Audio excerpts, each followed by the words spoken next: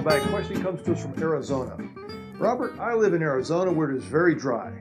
I have a few home humidifiers in my shop, but still I'm having trouble getting proper relative humidity levels in my shop. Can you offer any suggestions? Jordan in Arizona. Jordan, I feel your pain. I live in Colorado. It's also very dry. Now, if you have a larger shop, you have to have several of those small home humidifiers around the shop, probably 3 or 4 of them.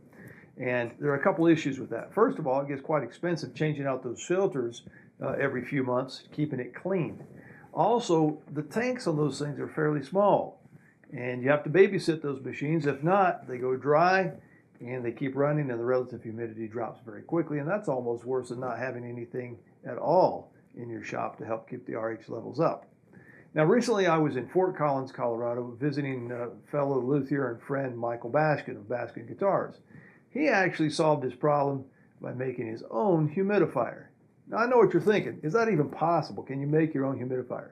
Well, yes, you can. I've ordered all the parts. I'm going to do it now. Let me show you how. Perhaps this will solve your problem.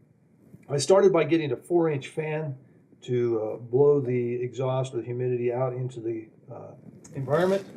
I also have an electronic hygrometer that I can plug the fan into. It's got an electronic sensor that I can string across the room away from my humidifier. That helps dial in the correct humidity. I've got the mist maker here. This is an ultrasonic mist maker. I got the 12 disc unit. It comes with smaller ones, 1, 2, 3, 4, 5, smaller discs, depending on the size of the room you have.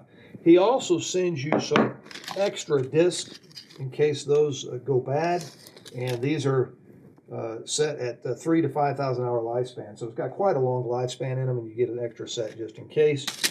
Transformer to run the ultrasonic mist maker, power supplies for all the other things. Also, a float in your mist maker will go inside that and will float in your reservoir. Now, let me show you the reservoir I got. So Jordan, here's my reservoir. It's just a tub from my local big box store. It's 27 gallons. I think that ought to do the job. You can also go with smaller ones if you want to do that. If your shop is not quite as large as mine is, go with the smaller ultrasonic disc mist maker. Get you perhaps a 3 or 5 size and a smaller reservoir. I'm going with 27 gallon and the big 12 disc ultrasonic mist maker. So let's put this thing together. So in the top of the container here, I need to drill a hole and mount the fan. The fan is what's going to blow the mist out of the container and into the environment. So I need to drill a hole. I've got a 4-inch fan.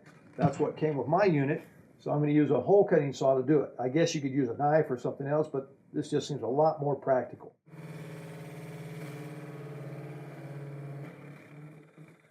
Now that my hole is drilled, I'm going to put a little bit of silicone around here to help make a good seal so I get a little bit more efficiency out of the fan. Now my silicone is going on white, but it will dry clear. And you want your fan oriented in such a way that it's going to be pulling the air down into the container and not out of it. And the silicone's probably enough to hold it, but if you want to put a screw or 2 in there, you can.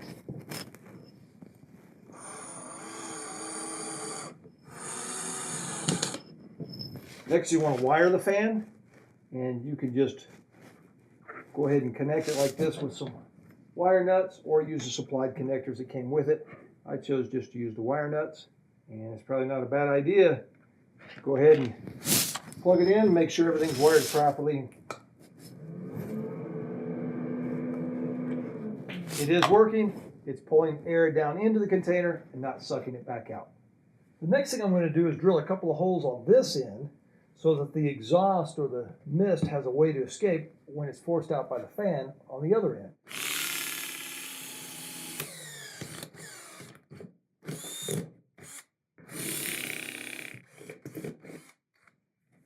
Now I'm using a garden hose hooked up to my sink, and I'm putting water inside the tub here.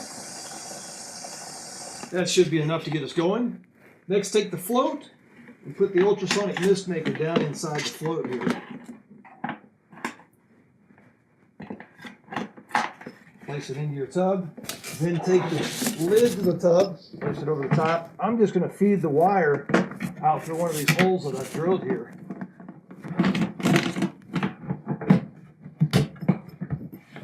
So I've plugged my ultrasonic mist maker, which is inside the tub, into my transformer. Now let's turn the fan on and see what happens.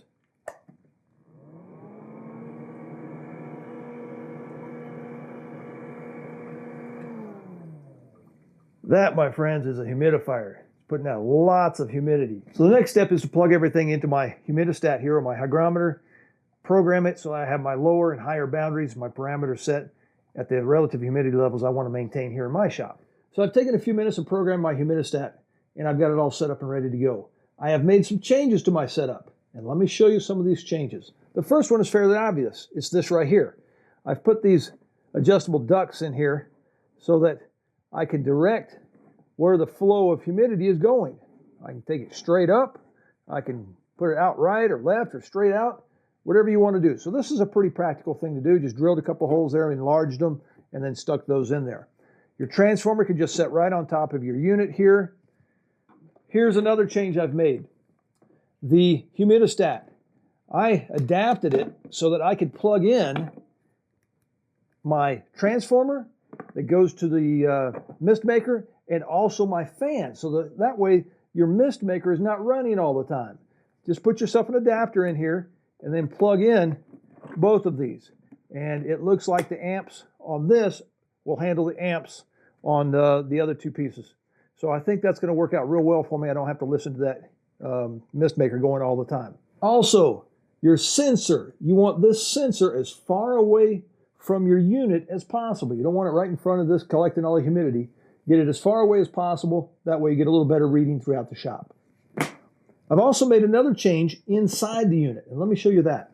So in order to not have to fill this thing up all the time, I've added this float shutoff valve here. I just drilled a hole in the side of my container. Right now I've got it hooked up with a garden hose, which doesn't work real well under pressure. I'm going to go swap this out for an actual washer hookup line. Those are made to work under pressure. And as the water level comes up, then this shuts itself off. And I've got that hooked onto the plumbing of my sink here in the shop, and I don't have to worry about filling this thing. I can go away and travel for a few weeks, and this thing should take care of itself. So Jordan in Arizona, thank you very much for your question. Go ahead and give it a shot. Try building your own humidifier. I think it's going to solve your problem. At the very least, you're going to have a very cool fog machine for Halloween. And happy building.